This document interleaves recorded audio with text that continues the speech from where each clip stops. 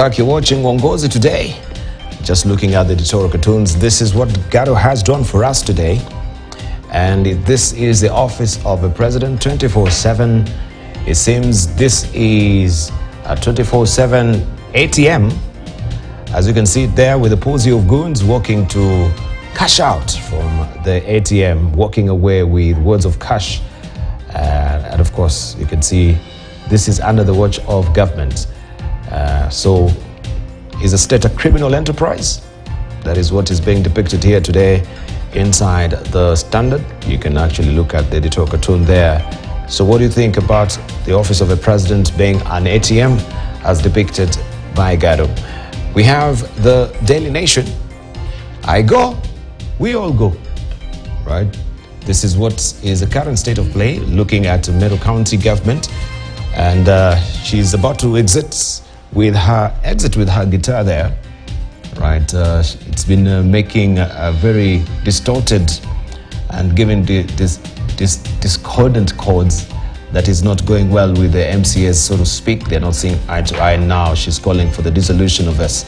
And we'll also talk about this, harking back to what we had in 2013. We had Governor Kifuza Kifwana, who was in the same spot as well, where Kawira is, and it had to take the government to dissolve the county of Makueni. And by the way, after that, they really had a nice happy medium, and it was one of the sterling counties, so to speak. This is in the Daily Nation. All right, and you know Jenga, and this is how it seems that we have the National Dialog Committee, which is predicated now on a Jenga that is about to fall.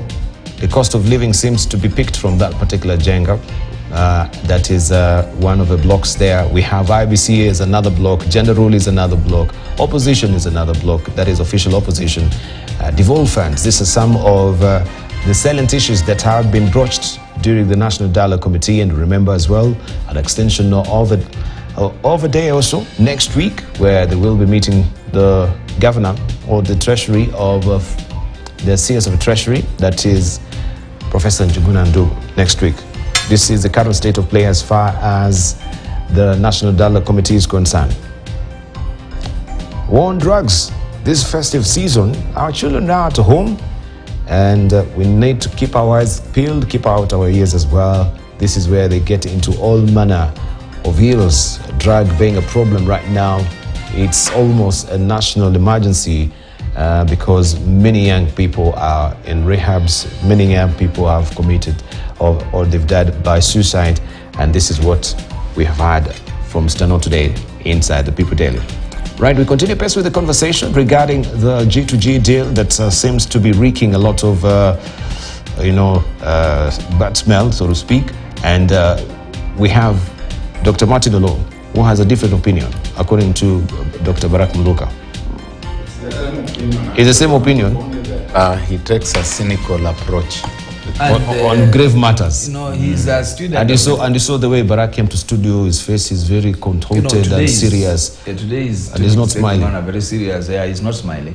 He's also a student of literature. These are not smiling matters. Yeah. These are grave matters. But I'm also telling you that in communication, any form of communication is acceptable, including what you might term cynicism or satire or So where I'm coming to is this.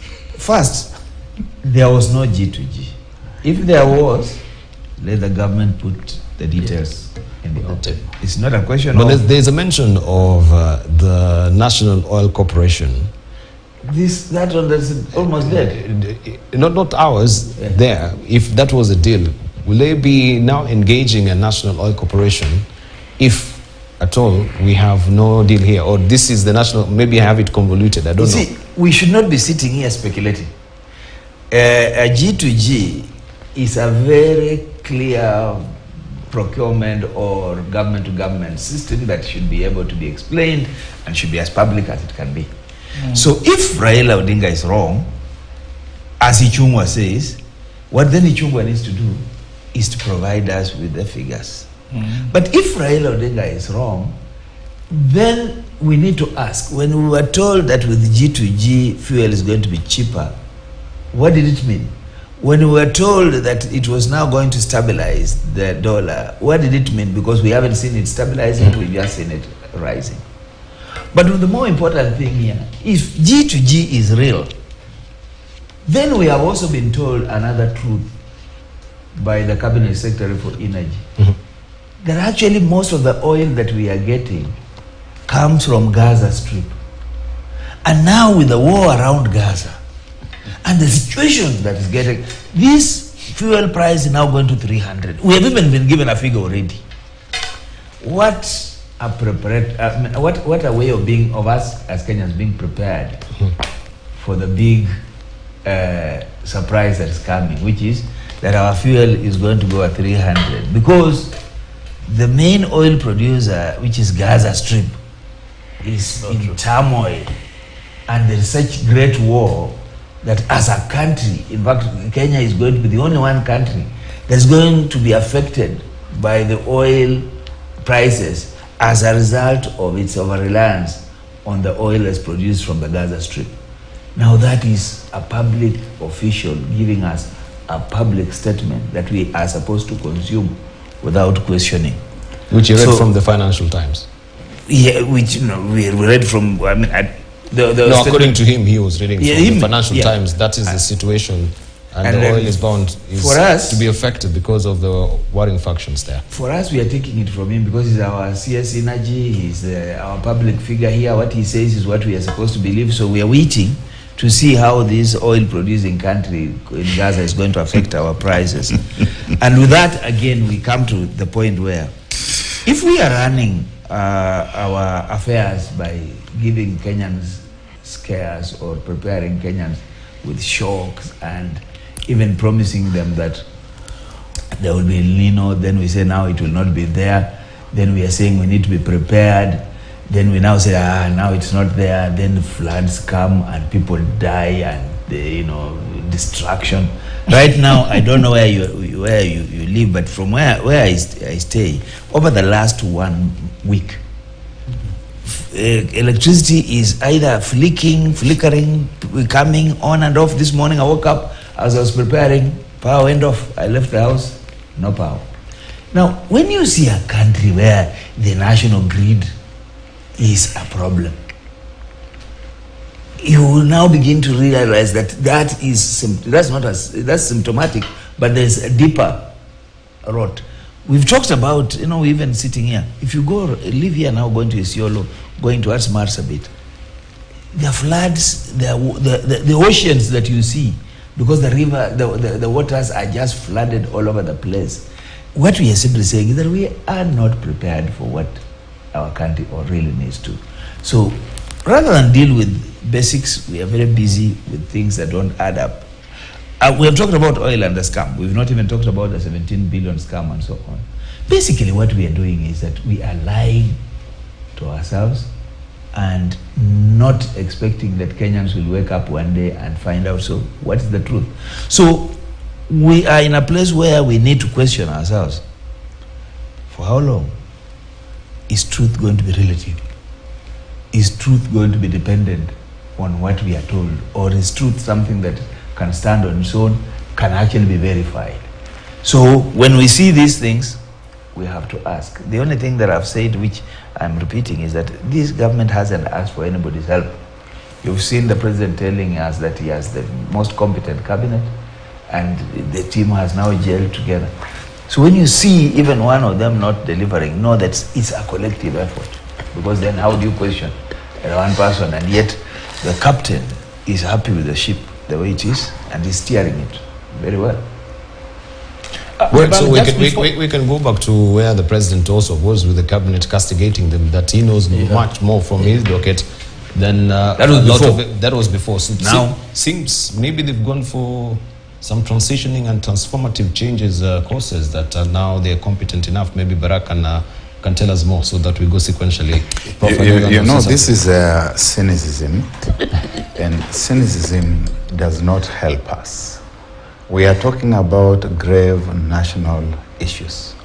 We are talking about a country that is broke. We are talking about a shilling that is in free fall. We are talking about a dire food situation. We are talking about inability to deal with natural disasters. Therefore, we cannot afford to come here and speaking to the nation, and Kenyans are watching, and we seem to be gleefully looking at what is happening, and sometimes even telling Kenyans, and I've seen leaders from the political opposition saying things like, yes, suffer, take the beating for the decision you made, as if we are demonizing the democratic decision that people made. People make decisions, and I want to believe that President William Ruto won the election, contrary to what I've heard some people saying that Serikali Bandia. Now, winning an election and then running the country and the government efficiently are two different things.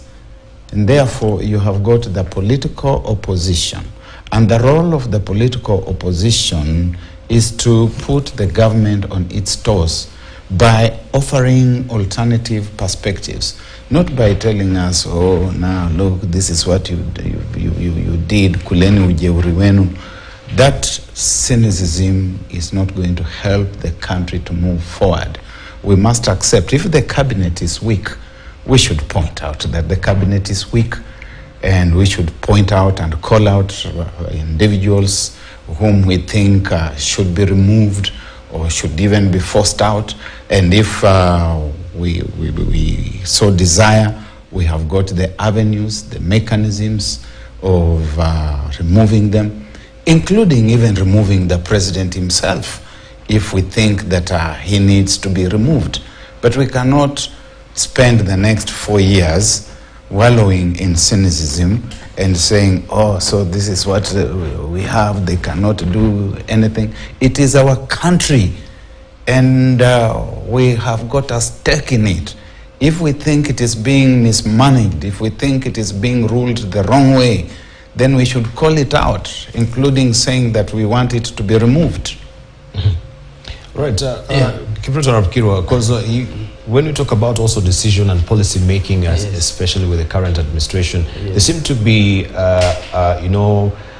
an ad hoc way of doing it, because they'll come with a policy, then there's a gazette notice, then it will be gazetted again, then it will be put to the public participation, and it's just one of the many that we've talked about on this particular forum. Lately we've actually now seen the national ID as well, and that particular passport, and also for the lands ministry as well, coming up with 100% increment on some of the rates as well, and people now going to courts and challenging that. There was no public participation. We've seen the courts in Mombasa.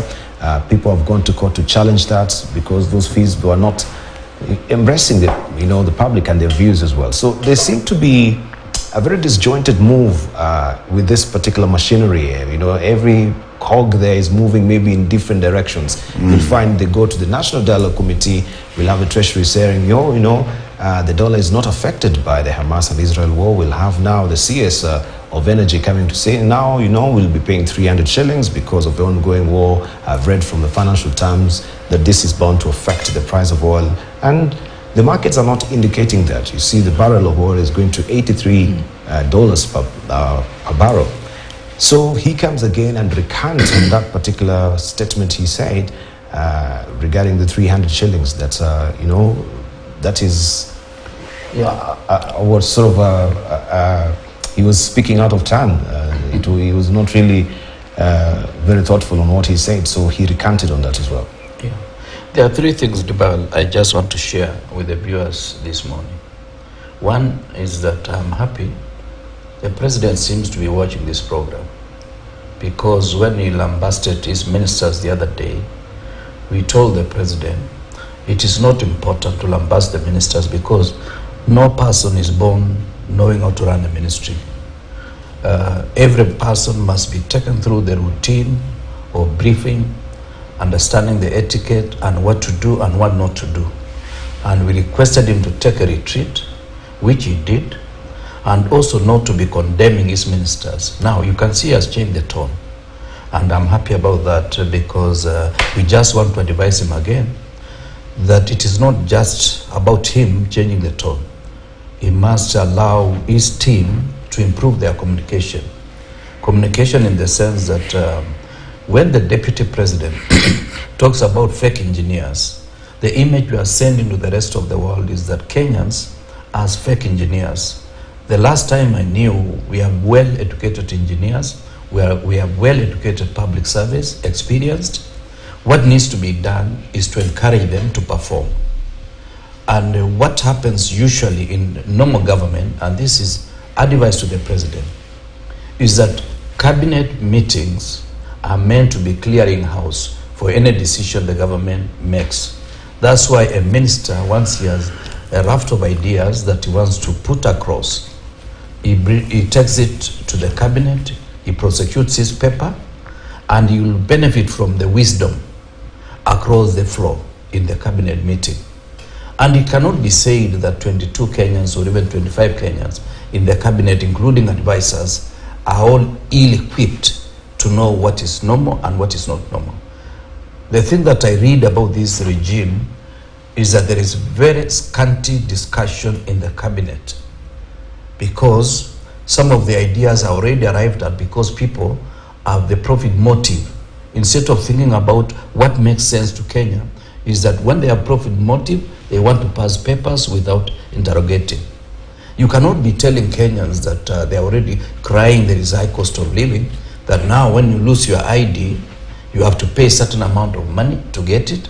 When you are going for your ID for the first time, you have to pay money, and yet you have not been paying anything. It is supposed to be a period where you cushion Kenyans until the economy is able to recover. The second issue is really to beseech the president that any advice, any piece of advice or pieces of advice is as good as the recipient. It should be a better recipient of any advice, whether it is from Barack Muluka or Dr. Martin Olo or from any Kenyan or even from his ministers.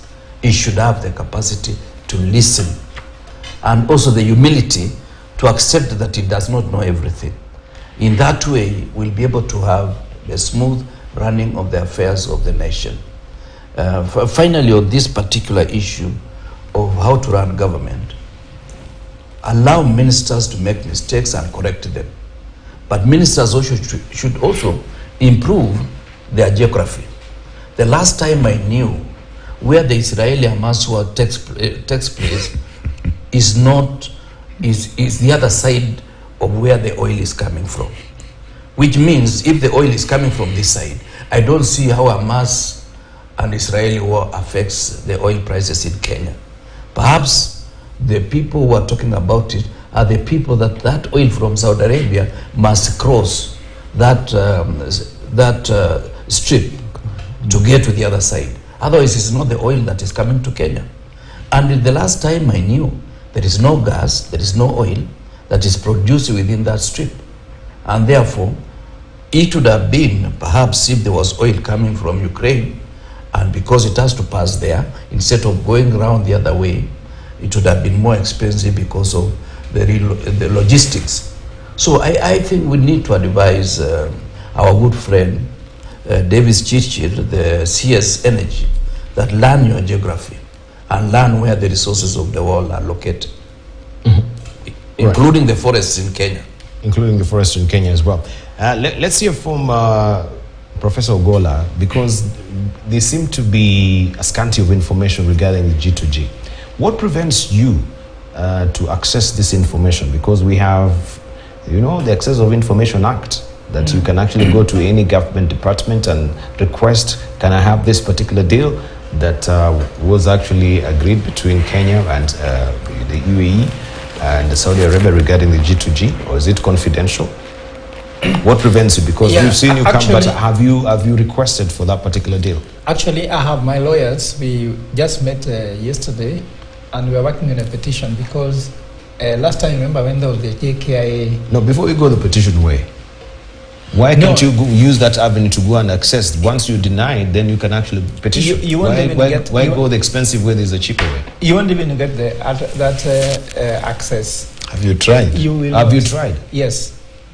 Yes. Why would you be denying that day, I mean, it's your right. Did so that now you can use the Access of Information Act. In fact, before you make your petition. Before you take a petition, you must go to demonstrate to the judge, I'm sure Wakil is here, that you had used other means and that those means were not possible. Like now, even Raila has said it in public, but even us, we wrote a letter. We write a letter. Normally you write a letter because you have to write a letter, it has been submitted and stamped. Then you give them a few days before that. Like the one with JKA, I went and submitted a letter to the CEO asking him what happened on that day when the country was in blackout, because we suspected something was being smuggled in the country. We had that information. They didn't give us information, so we had to go to court to force them now to give us the information. So it has to take process. You have to go there in person and document. Actually, it was on television, it was aired on KTN. When we were at JKA asking, because for us we knew that there was no way all those systems could fail at the same time. There was no way. It was really choreographed. And we still have the same position as Linda Jamii. And we have tried to look for that information. Until now, the courts are still telling us we shall listen to this case in March. According to me, is supposed to listen in March. And the judiciary now, I'm having a lot of problem because there's another case also we filed, a case about the people who are killed in Kericho, that they should be listened to. Then the guy says that for compliance and hearing, we shall listen to this case in March next year. You ask yourself now, where are we as a country? If a court itself can tell us that we shall hear this in March, that's just mentioning, which means determination might be in 2040. We have to trust the nation. For me, I would like to say that there's a lot of things that the president is not helping us. And in fact, I said on this show last time, decency. If we are decent enough means that an institution in charge of that place should come out and give the information when they're required.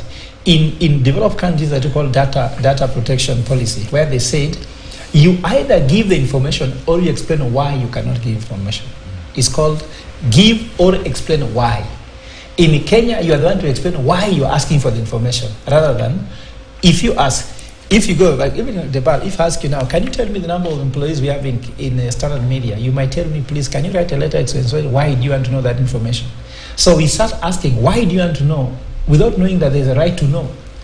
In the US, there's open data policy. In US, in UK, and even Europe, there's open data policy.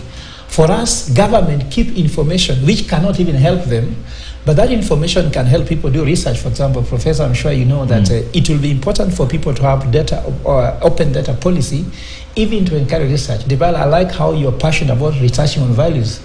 If now you want to go interview a certain company, just to understand how values drive their performance, you'll be told, first of all, can you write a letter to the MD? It must be approved by so and so. Then it takes a long process. In Europe, you reach with it, you ask for the information, tell you, on this date we shall wire for you, by email, all the information you're looking for. But if there are any reservations to it, they tell you, we cannot give this information because it has got security issues, or at least it can actually compromise XYZ. But in Kenya, you have to take a court order to access information which actually is public information. So that's a challenge. But now, let me put that aside and maybe belabor my point on the issue of the economy. One, I would like to advise the president that Kenyans don't care about what is called lagging variables. Lagging variables are the things we are doing. Kenyans care about what's called leading variables. What are they feeling? If you tell me you have the cabinet meeting in South Sea, isn't it? That's great. But tomorrow, is there cost of living going down? You reshuffle the cabinet. Does that happen? You do oil deal with Saudi Arabia. Does the cost of energy goes down? Because Wanjiku, or my mother, or my grandmother really does not care about how many cabinet meetings you hold. My mother does not care how your cabinets have gelled. What they care is service delivery. Are people accessing more government services or not? Because people will not elect you because you had 20 cabinet meetings. You hold them in Kakamega, you hold them in Kisumu. People in Kisumu do not care there was a cabinet meeting in Kisumu. They care about have you solved their problems, why you came to government. And if we start focusing on leading variables, it matters. Like for example, even as a family man, you can't tell your wife that, I'm working so hard. They care that when you work so hard, can you buy for children food? They want to see the bread. They want to see the deliverables. And for us in Kenya, I don't want to know whether a cabinet meeting took place where where Gachagua says now we are working together. Gachagua was even saying now we shall re-elect you because, no, we want to care about real deliverables where you want. And there's a distinction between economic development and economic growth, because I saw them making noise that the economy is still growing. No. Economy can grow and people get poorer. Do you know why? Economic growth means that GDP numbers are going up, isn't it? Or government is collecting more revenue. That's economic growth. But development means, are people getting goods of life? Can they get more education? Can they get more food? Can they be able to access goods of life generally? That's what measures economic development, because economy can grow, but it's going into corruption. You collect taxes, but you take them into corruption. Of course, we've had scholars here saying that GDP is the wrong metrics actually to yes, the growth as an economist, we are moving more to development than growth. To the coefficient way of actually gauging the economy. So another thing which my brother here said, people here talked about the issue of coordination. I can tell you, Kenya Kwanza wants results, but they have no structure, they have no process, and they have no systems. So Kibaki used to come with what called executive order. The president gives executive order called E, M, ministerial policy by ministers. So these things about trees, the same way. Oil was supposed to be an executive order. Then there's a structure within the ministry, within the PS state departments, within also the state corporations to deliver the work, so that the government you put in place works for you. So you cannot buy a dog and again you are the one backing. Normally you hire a dog, then allow the dog to take care of the security. So we want a government whereby the president gives his orders and the people in government work so that they can fairly earn their salary and the benefits. But you cannot hire people, then you're working for them, telling them what to do all the time. So I think the president needs to go there. Then on the issue of whether Palestinian and Israeli war can affect the cost of oil, as an economist, I wrote a paper for Wall Street. And what I said there was that when the war in Israel and Palestinian began, the world was supposed to ignore its impact so that it does not affect us. So it can affect us, depends on how we react. For example, if somebody gives sanctions to any of those countries, then you'll see it begin to affect us. Just like immediately the war began, it was on Monday, I think. It began then the next Monday, the stock price at New York Stock Exchange was going down by 1%. The oil prices went up by 3%. But then afterwards, they remained just at that level, no matter how long the war is taking place, which means that it's more our reaction to that war than actually real facts. So by the guy waking up and saying that the oil prices will be 300, yet Kenya don't sell oil. If the Kenya was selling oil, we'll understand if the CS Energy says, now that war is taking place, but we don't sell oil. So it cannot know for us. And according to me, I would like to ask the president, like I've seen the supplementary budget being put here, I want to ask the president to do this budget in a way that he can give Kenyans a Christmas gift. Because Kenyans don't know how much oil will cost, so you don't know that you travel. Debal, maybe I'm sure you know how you'll travel, but for us, we are still waiting to see, depends on how oil, because we have been told to be 300, isn't it? If it's 300, I'll convince my wife we better stay at home in Nairobi here, not traveling. We eat the little we can get instead of traveling. But Kenyans want to travel to enjoy Christmas. Kenyans want to have Christmas party. We don't know how much ngano will be, because chapati is a very big feast thing in Christmas. People want to eat chicken. For example, I'm sure Barack Buluka, how much chicken will cost on Christmas, you don't know until when the day before Christmas, because prices can go up anytime. We want an economy which is predictable. And the president should work on more of the fiscal policies to stabilize the economy, rather than just haphazard comments by any minister saying what they want. And that actually is making people to have the economy is so unpredictable. You cannot even marry now because you don't know how much it will cost you to raise children, if you don't know how much it costs you to take them to school. It's becoming difficult. I'm talking to young people, and I tell think them to get married. Young people are so scared about even marriage, because now marriage certificate will go up, ID will go up. It becomes a difficult thing, and if we cannot make young people wake up with hope to know that the tomorrow will be much better, the worst people to keep hopeless are young people, because that's the future of the economy. And I think the president needs to talk to these people and tell them what is wrong. So they were cheated, they'll be hustlers, and they'll ride a motorcycle to become aeroplane owners. Now it's now become they a need to tell lecture. the truth. No, this is it's become a lecture. What I'm saying is give hope to young people and You realistic. brought us here Let him finish. No, I'm just trying to say that for me, if you see why I'm saying that the ball, you have just shown me a cartoon there. Young people are going to drugs. Why? Because they are waiting for this government to turn around things, and it's not happening. Thank you. So this Kenya Kwanza government is not the government Kenyans were yearning for. And I think that Kenyans have realized that they were yearning for a certain president that will turn things in the favor of young people. Right. And they're becoming cynical, so they have gone to taking drugs. Right, thank you. Let's hear from Martin alone. This just save us from this professor, because he's giving us a very long one. Because this is supposed to be a conversation so that he doesn't kill the spirit. On the issue of information, have you talked to CS Morokomen? Because he promised to give us the contract of SEI. Find out. If he gave us, find out. He's a friend, he cannot. Yeah, tell him.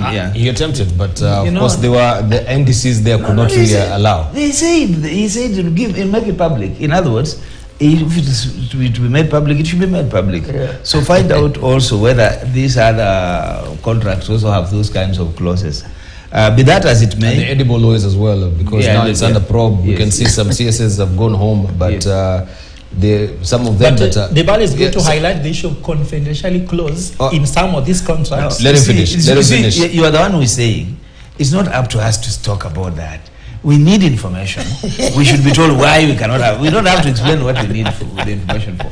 So for you, for your petition, you need the information. For us as Kenyans, we need the information. I think that all we are saying is that there is a way in which as Kenyans, we do have expectations. Listening to Professor here, again, I was getting worried because he's the economist. There is only so much that a government can do, a president can do. So that issues of economics are not depending on what the president is doing, but rather on the environment that is created to enable Kenyans to do what they want to do. So I have no problem. This economy can go wherever it wants to go. What is critical is that the Kenyan spirit cannot be killed just because, just like you're saying here, that people should get married, because you do not fail to manage by retreating. You confront the issues and you manage. I mean, circumstances have been hard all along. If you ask your parents, even when they were getting you, it was difficult. Times were tough. And even you, as you get your children, times are tough. But humanity must continue. And they got all of you during times which were hard. Propagation must happen. So we can't stop living because life is tough. No. We must. In fact, the propensity for mankind and human beings is to find solutions where there are challenges. In fact, that's why I think this government is very good for even entrepreneurs. Because if you can survive under these circumstances, you can survive.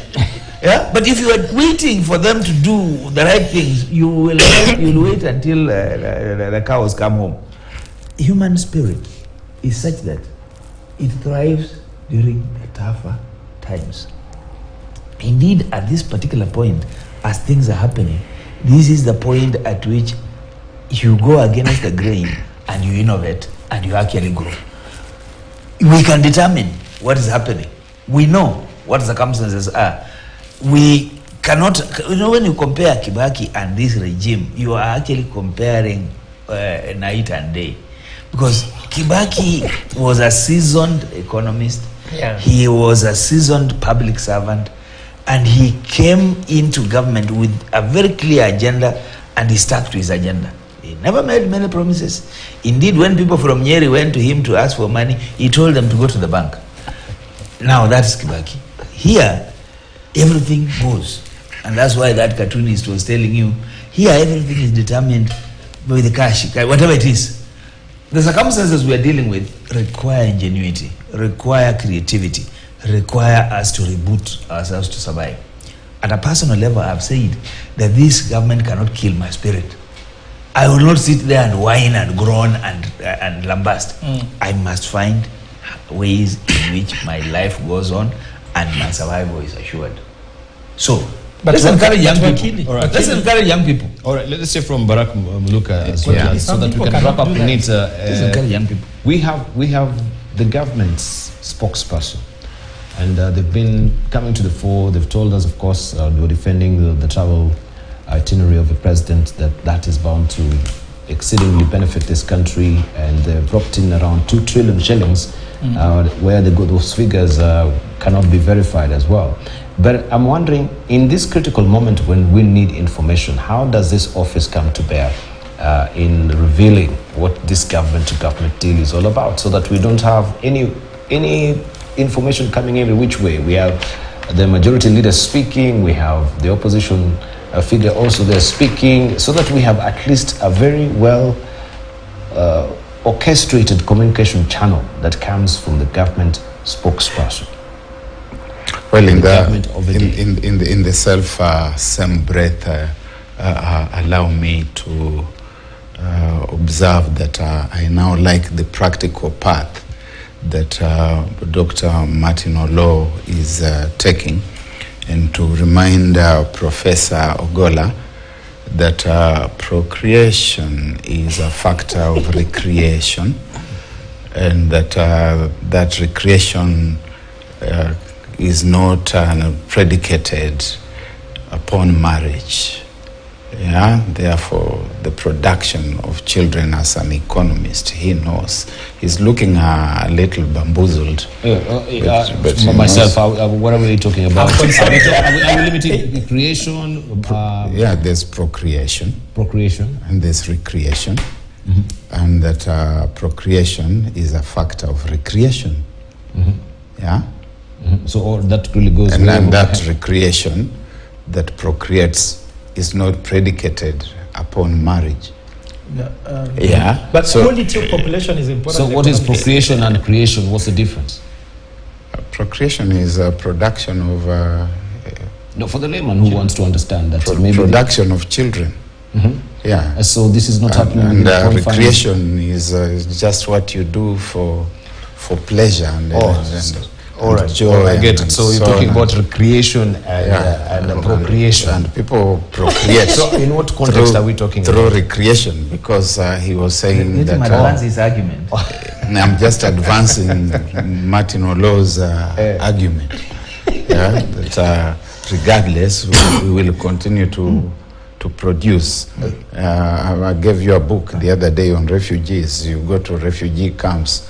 The processes that produce life have not stopped just because people are in a refugee camp or they are displaced. I get it. That goes on. Life goes on. There's something called life goes on.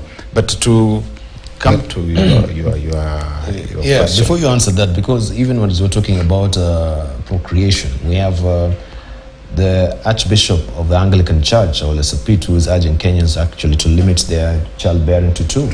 Why? That's not biblical. You see, as the Archbishop, and you know, he's my Archbishop because I am an Anglican, and I think that my spiritual superior has spoken out of turn. We pardon him, because the very first divine edict that as a Christian gentleman I come across in the Holy Book is that you should be fruitful and multiply and fill the earth and subdue it. It's in Genesis chapter 1, I believe, verse 28.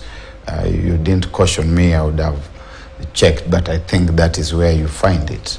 In Genesis chapter 1, verse 28, be fruitful, multiply, conquer the earth, subdue it and fill it up, and let your children be as many as the sands of the seas. So about that one, I think he speaks a bit out of... But maybe there's a broader thing that comes under this particular topic, because even the Minister of Planning, when we had Wycliffe Oparanya as the Minister of Planning, I remember he was urging Kenyans as well, in light of family planning, population we should limit our childbearing to 2. population growth is very important for economic growth. Yes. That when you look across the world today, the countries that are heavily populated are the ones that are developing the ingenuity that Dr. Olo speaks about, the innovation, the ability to think without the box, then takes a center route because the nation must survive. So when you tell us not to increase the population, you're asking us to sink into complacency and into lamentation of the type I've had Professor Ogola engaging us in throughout. You see, governments are constituted for people, for their welfare, for their good. And I like the American Declaration of Independence, especially where it goes on to say, and if the government is not serving these purposes, then the people retain the right and the freedom to remove it and to replace it democratically. And that does not necessarily mean, Professor Ogola, that governments may not be removed before completion of term, provided that the processes that remove them are constitutional.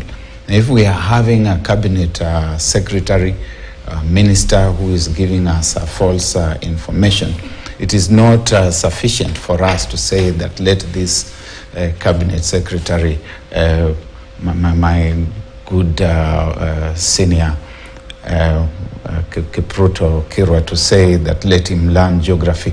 We need cabinet secretaries who already have geography on their fingertips. And so if we are having square pegs in round holes, we should be petitioning and insisting that this cabinet secretary should be removed. Remember, these are not William Ruto's cabinet secretaries. They are only to a certain extent. They are actually our cabinet secretaries. They must serve us well, and if they are not being efficient, they must be removed, including giving us information.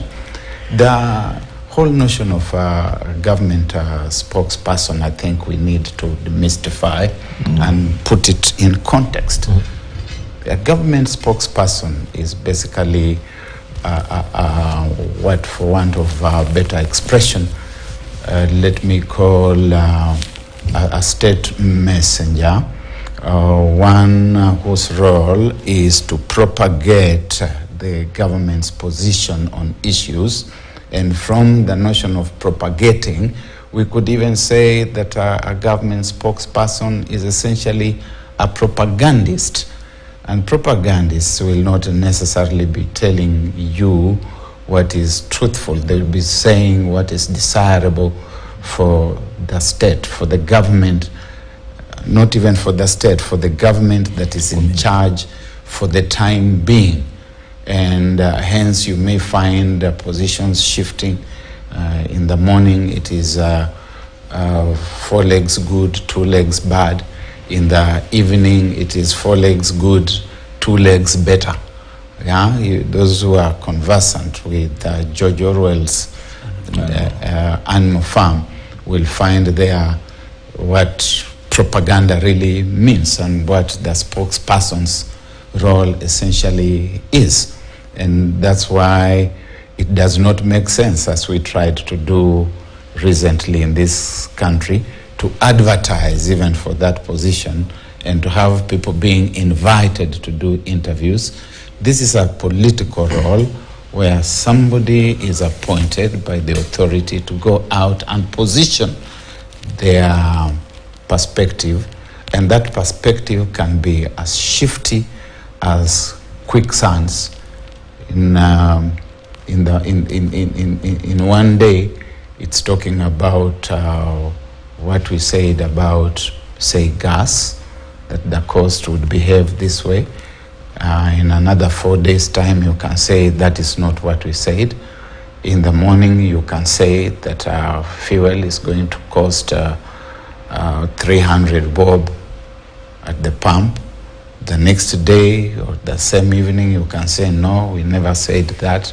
This is what we actually said. And as news workers who bridge between that class and the people, we must be able to separate between state propaganda and information we can believe in, because all states as governing institutions, entities, have their own propaganda. Indeed, they have their own propaganda, but it's upon this propaganda that they sell to wananchi that they believe, and they become, and they actually take advantage of their gullibility, if there is any word like that, and wananchi make decision on this, some of this propaganda. So if we have a truth which is half truth, and it's been veneered by propaganda, then propaganda yes, is in a fluid state. That's why Edmund Burke said that in this House of Parliament there are 3 estates, but there's also a 4th estate, and that 4th estate, which is in this gallery, is more important and more powerful than all the others. It's the role of the 4th estate to sieve these things and to give the public what the right position is. Indeed, and that's why we're questioning this as well as we continue. So I want us just to gravitate the discussion briefly, even as we go back on another government-to-government deal that is maybe not in the public arena, and we just want to question some of these deals that we'll actually tease out much later. But I wanted to ask, do you have a sense of the feeling that sort of the government is winging it, so to speak? They're moving as they course correct the reactions that really come when we have maybe a chaos, like for instance where we had the JKIA, and you all watched the videos of how there was a leaking roof at JKIA. We have the minister coming and saying, oh, we are portioning blame. There's a very interesting editorial cartoon that we've had this week, and I think it is up there. Wasn't me, and you can see he's dragging the previous administration for the predicament that was happening there in JKIA. Do you have a sense that this sort of pronouncement that comes later, because right now he has constituted a committee to investigate this, or to investigate what really is happening in JKIA at Wilson Airport? Why would we have a committee or a task force for sloppy work that has been done? Yeah. And we have the Kenya Airports Authority, whose sole responsibility is to make sure that all airports in the country are fully maintained. The Ministry of Public Works, we've also very good consummate engineers that they're supposed to be watching over these institutions at the end of the day. Why then would we have a committee to sit down and also get some... or that is actually what Gado has put here. This is actually the ATM. But you've already been told that the other government is the one to blame. So why do you need a task force? Indeed. Well, let's leave let's from Kiro before we cynicism out of it. I'll be very brief. I think 12 months later, it doesn't help to point fingers at those who are there before. Let's just agree that certain things are scandalous, and a scandal is a scandal, and that the person who is telling us that it's because of the other regime is completely out of order, and he needs to be told so in so many terms. And beyond that, it's even worse to appoint a task force constituted of the self-same people who should be being investigated to go and investigate themselves. I can say that without fear of contradiction whatsoever. Fantastic. I want to also pick the brains of Kibrita Rapkiro from Music is Up. I can see it's ticking up to 2 minutes to 8 o'clock right now. We take a short break. When we circle back, of course, on the tail end of the program, we want also to look at the carbon trading deals that the government also has enrobbed the UAE on this. Eye-popping figures. There was no information that we do know about it here in the public. And there's some eye-popping amount of money and acreage of land of this country has been mortgaged right now for carbon trading, unbeknownst to you. We take a short break. When we circle back, tell them all.